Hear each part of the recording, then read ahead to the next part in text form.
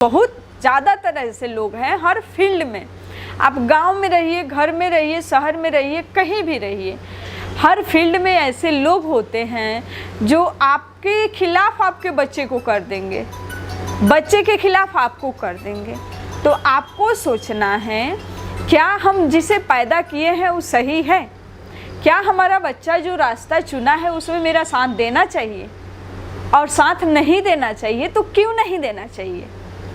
जब आप उसके साथ नहीं हैं तो कोई और कैसे साथ दे सकता है?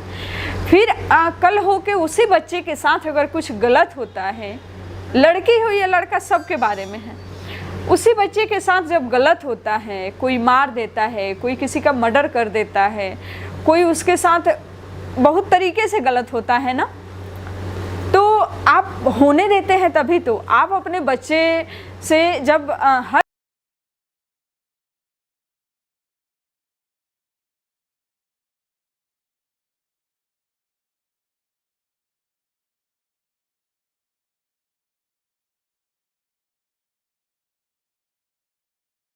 चीज़ शेयर करेंगे, हर तरह से उसका सपोर्ट करेंगे, बच्चा हर बात आपसे शेयर करेगा, तो उसे किसी और का ज़रूरत ही नहीं है। ठीक है, बच्चे तब गलत रास्ते पे जाते हैं जब माँ बाप साथ ही नहीं देंगे, कोई अपना उसके साथ ही नहीं है।